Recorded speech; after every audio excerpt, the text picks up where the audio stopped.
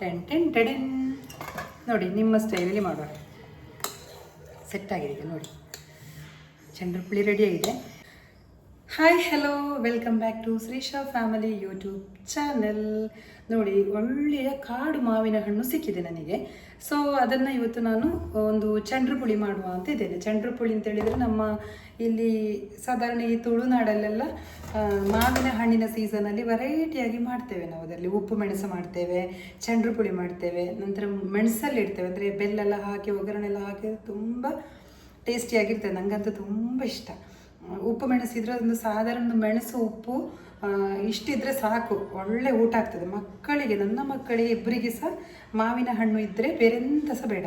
ಹಾಗಾಗಿ ನಾನಿವತ್ತೊಂದು ಚಂದ್ರಪುಳಿ ಮಾಡುವ ಅಂತ. ನಾನು ಅಂದರೆ ನನಗೆ ತುಂಬ ಇಷ್ಟ, ನಾನು ಸಾಧಾರಣ ಮಾಡುತ್ತೇನೆ. ಈ ರೆಸಿಪಿ ಅಂತ ಹೇಳಿದರೆ ಕೆಲವರಿಗೆ ಗೊತ್ತಿರುವುದಿಲ್ಲ, ಟೌನಲ್ಲಿ ಇರುವವರಿಗೆಲ್ಲ ಇದರ ಬಗ್ಗೆ ಗೊತ್ತಿರುವುದಿಲ್ಲ, ಹೇಗೆ ಮಾಡೋದು ಚಂದ್ರಪುಳಿ. ನಾರ್ಮಲ್ ಆಗಿ ನಮಗೆ ಒಂದು ಏನು ಅಂತ ಹೇಳಿದರೆ ಒಂದು 5 ನಿಮಿಷದಲ್ಲಿ ಯಾವ ಥರ ಮಾಡಬೇಕು ಅದೆಲ್ಲ ಗೊತ್ತಿರುವುದಿಲ್ಲ. ನಾನೇ ಕೆಲವು ರೆಸಿಪಿಯನ್ನೆಲ್ಲ ಯೂಟ್ಯೂಬಲ್ಲಿ ಸರ್ಚ್ ಮಾಡಲಿಕ್ಕೆ ಉಂಟು, ಹೇಗೆ ಮಾಡ್ತಾರೆ ಅವರು ಹೇಳಿ. ಸೊ ನನಗೆ ನನ್ನ ಅಮ್ಮನವರೆಲ್ಲ ಮಾಡೋದು ಯಾವ ರೀತಿಯಾಗಿ ಆ ರೀತಿಯಾಗಿ ನಾನು ನಿಮಗೆ ಹೇಳಿಕೊಡ್ತೇನೆ. ಮೆಣಸು ಒಂದು 5-6 ಮೆಣಸು ತಗೊಂಡಿದ್ದೇನೆ, ಮತ್ತು ಅರ್ಧ ತೆಂಗಿನಕಾಯಿ ತೆಂಗಿನ ತುರಿ, ನೀರುಳ್ಳಿ ಅರ್ಧ ನೀರುಳ್ಳಿ ಸಾಕು. ದೊಡ್ಡ ನೀರುಳ್ಳಿ ಅಂದರೆ ಒಂದು ಅರ್ಧ ಸಾಕು. ನಾನು ಸಾಂಬಾರಿಗೆ ಹಾಕೋ ನೀರುಳ್ಳಿ ಉಂಟಲ್ಲ, ಅದನ್ನು ಒಂದು 5 ಪೀಸಿನಷ್ಟು ತಗೊಂಡಿದ್ದೇನೆ. ಬೆಳ್ಳುಳ್ಳಿ ಒಂದು 4 ಎಸಳು ತಗೊಂಡಿದ್ದೇನೆ. ನೆಕ್ಸ್ಟ್ ಸಾಸಿವೆ ಅಂತೂ ಅರ್ಧ ಸ್ಪೂನಿನಷ್ಟು ಬೇಕು ಸಾಸಿವೆ. ಇದನ್ನು ಯಾಕೆ ಸಾಸಿವೆ ಹಾಕ್ತೀರಿ ಅಂತ ಕೇಳಿದರೆ ನನಗೆ ಗೊತ್ತಿಲ್ಲ, ಅದಕ್ಕೆ ರೀಸನ್ ಉಂಟು, ನಿಜವಾಗ್ಲೂ ರೀಸನ್ ಉಂಟು, ನನಗೆ ಗೊತ್ತಿಲ್ಲ. ನನ್ನ ಅಮ್ಮ ಈ ಥರ ಮಾಡಿ ಅರ್ದು ಒಂದು ಚಂದ್ರಪುಳಿ ಮಾಡಿ ಕೊಡ್ತಿದ್ರು, ತುಂಬ ಟೇಸ್ಟಿಯಾಗಿರ್ತಿತ್ತು. ಸೊ ಹಾಗೆ ನಾನು ಸಹ ಮಾಡ್ತಾಯಿದ್ದೇನೆ ಅಷ್ಟೇ. ನನಗೆ ಇಷ್ಟ, ಎಲ್ಲರಿಗೂ ಸಹ ಈ ಥರ ಮಾವಿನ ಹಣ್ಣಿನ ಆ ಒಂದು ಟೇಸ್ಟ್ ನಾನು ಮಾಡೋ ಥರ ಹಿಡಿಸ್ಲಿಕ್ಕಿಲ್ಲ. ಬಟ್ ನನಗಂತೂ ತುಂಬ ಇಷ್ಟ.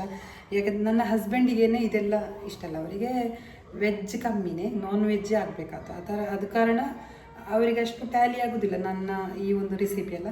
ಬಟ್ ನನಗಂತೂ ತುಂಬ ಇಷ್ಟ. ಸೊ ಮಾಡುವ.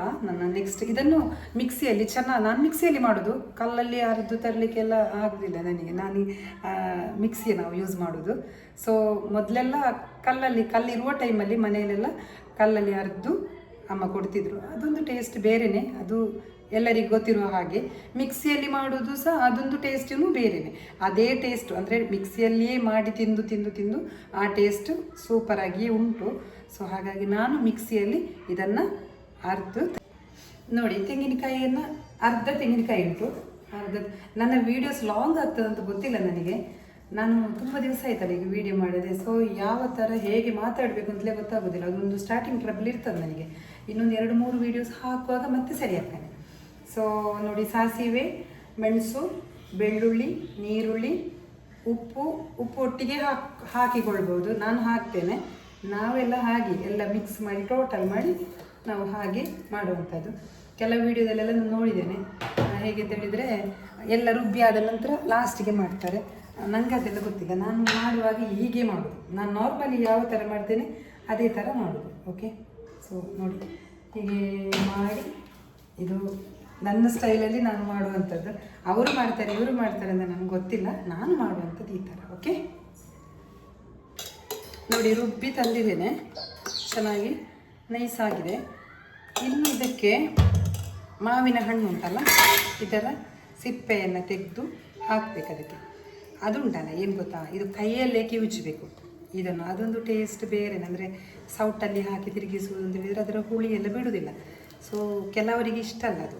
ಹೇಗೆ ಅಂತ ಹೇಳಿದರೆ ಕೈಯಲ್ಲಿ ಕಿವುಚಿದ್ರೆಲ್ಲ ಗಲೀಜಿ ಹಾಗೆ ಹೀಗೆ ಅಂತೆಲ್ಲ ಹೇಳ್ತಾರೆ.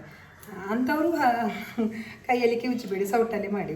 ಬಟ್ ನನಗಂತೂ ಕೈಯಲ್ಲಿ ಕಿವುಚದಿದ್ರೆ ಆಗಲಿಕ್ಕಿಲ್ಲ. ಸೊ ಹಾಗಾಗಿ ಇದು ನಾನೇ ಯೂಸ್ ಮಾಡಿ ತಿನ್ನೋದು. ಹಾಗಾಗಿ ಈ ಥರ ನೋಡಿ, ಹೀಗೆ ಮಾಡಬೇಕು.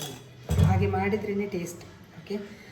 ಹಾಗೇನಾಗ್ತದೆ ಹೇಳಿದರೆ ಮಸಾಲೆಗೆ ಕರೆಕ್ಟಾಗಿ ಮಾವಿನ ಹಣ್ಣಿನ ರಸ ಸಿಗ್ತದೆ. ಕಿವುಚಬೇಕಾಯ್ತಾ, ಚೆನ್ನಾಗಿ ಕಿವುಚಬೇಕು. ನಾನು ಹಾಗೆ ಕಿವುಚಿದ್ದೇನೆ, ಎಂತ ಕಮೆಂಟ್ ಮಾಡಬೇಡಿ ದಯವಿಟ್ಟು.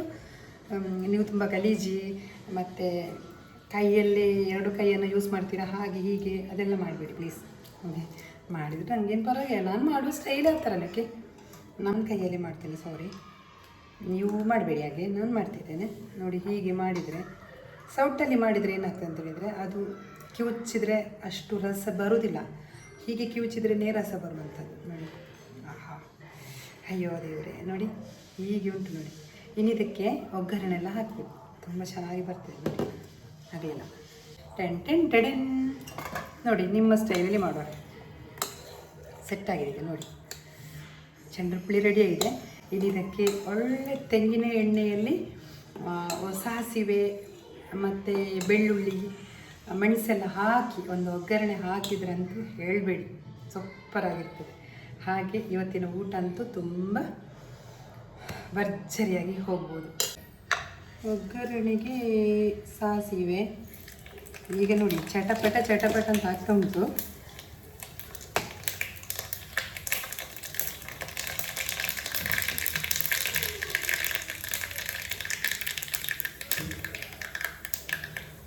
ಅಯ್ಯೋ, ನಾನು ಬೇವು ಸೊಪ್ಪು ತಗೊಂಡು ಬರಲಿಲ್ಲ ಆಯಿತಾ. ನನಗೆ ಬೇವು ಸೊಪ್ಪು ತರಲಿಕ್ಕೆ ಗಡಿಬಿಡಿ ಆಯಿತು. ಅದು ಈ ಒಗ್ಗರಣೆ ಹಾಕುವಾಗ ಉಂಟಲ್ಲ, ಎಲ್ಲ ಐಟಮ್ಸ ಒಟ್ಟಿಗೆ ಬೇಕು, ಇಲ್ಲದಿದ್ದರೆ ಹೇಳಿ ಪ್ರಯೋಜನ ಇಲ್ಲ. ಇಷ್ಟಾದರೆ ರೆಡಿ, ಸೆಟ್. ಅದು ಹುಳಿ ಇದ್ದರೆ ಉಂಟಲ್ಲ, ಜಾಸ್ತಿ ಹುಳಿ ಇದ್ದರೆ ಬೆಲ್ಲ ಹಾಕಿಕೊಳ್ಬೋದು. ಬೆಲ್ಲ ಹಾಕಿದರೆ ಟೇಸ್ಟ್ ಜಾಸ್ತಿನೇ. ಸ್ವಲ್ಪ ಹಾಕುದಾ ಅಂತ, ಅದೀಗ ಸಿಗೋದು ಸಹ ಇಲ್ಲ. ಒಗ್ಗರಣೆಗೇನೆ ಬೆಲ್ಲ ಹಾಕಿಕೊಳ್ಬೋದು. ರೆಡಿ.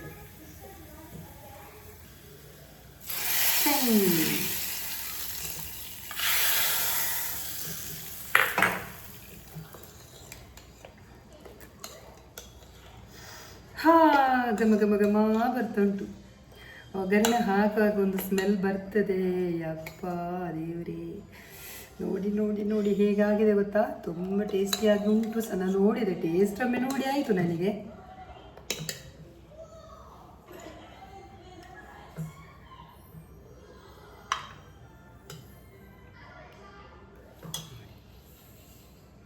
ಓಕೆ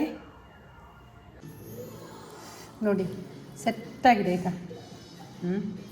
ಹೀಗೆ ಮಾಡಿ ತಿನ್ನಬೇಕು. ಮಾವಿನ ಹಣ್ಣು ಸಹ ಉಂಟು. ಇದು ಚೆನ್ನಾಗಿ ಕಿವುಚಿದ್ರೆ ಉಂಟಲ್ಲ, ರಸ ಬಿಡ್ತದೆ ನೋಡಿ. ರಸ ಬಿಟ್ಟರೆ ಇದು ಈ ನಾವು ಮಾಡಿದ ಮಸಾಲೆ ಉಂಟಲ್ಲ, ಅದರ ಜೊತೆಗೆ ಈ ಮಾವಿನ ಹಣ್ಣಿನ ರಸ ಸೇರಿದರೆ ತುಂಬ ಹುಳಿಯಾಗಿ ಒಂಥರ ಟೇಸ್ಟ್, ಸಿಹಿ ಹುಳಿ ಎಲ್ಲ ಸೇರ್ಕೊಂಡ್ಬಿಟ್ಟು ತುಂಬ ಕಾಂಬಿನೇಷನ್, ಒಳ್ಳೆ ಕಾಂಬಿನೇಷನ್ ಅಂತ ಹೇಳಿದ್ರೆ ಒಳ್ಳೆ ಕಾಂಬಿನೇಷನ್ ಆಯಿತಾ. ಊಟ ಅಂತೂ ತುಂಬ ಹೋಗ್ತದೆ. ಸೊ ಮಸ್ಟ್ ಟ್ರೈ, ನೀವು ಒಂದು ಸಲ ಮಾಡಿ ನೋಡಿ, ತುಂಬ ಚೆನ್ನಾಗಿದೆ ಆಯಿತಾ. ಓಕೆ, ಬಾಯ್.